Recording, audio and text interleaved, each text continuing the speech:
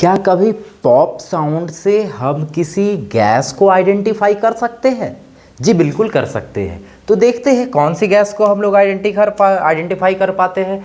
तो hydrogen gas जब होता है ये किसी एसिड के, जब हमारा एसिड और मेटल जब रिएक्ट करता है, जैसे एक जिंक को हम लोग, जिंक रॉड को हम लोग एक HCl लिक्विड में हम लोग इसमें डालेंगे तो इसमें से बबल बन के स्टार्ट हो जाती है निकलना, और ये बबल जो है कहीं ना कहीं पॉप साउंड क्रिएट करती है। दैट मीन्स HCl जो होती है वो जिंक के साथ रिएक्ट करती है और एक सॉल्ट बनाएगा। सॉल्ट बनाने के बावजूद उसमें आप देखिएगा तो कुछ ना कुछ गैस निकलता है।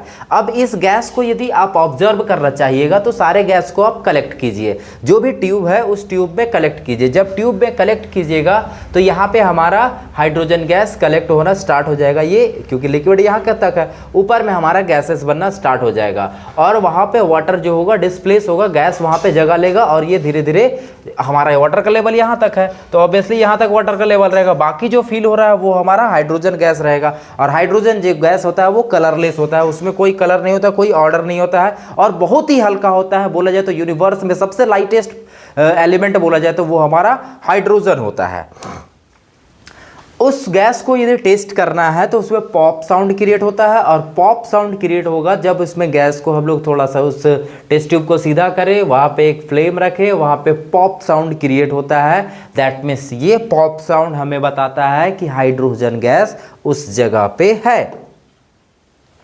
तो the pop sound the moment of truth, ये सच्चाई है भाई कि ये पॉप साउंड से हम लोग किसी गैसेस को आइडेंटिफाई कर सकते हैं। वो कौन सा गैसेस है? तो वो हाइड्रोजन गैसेस है।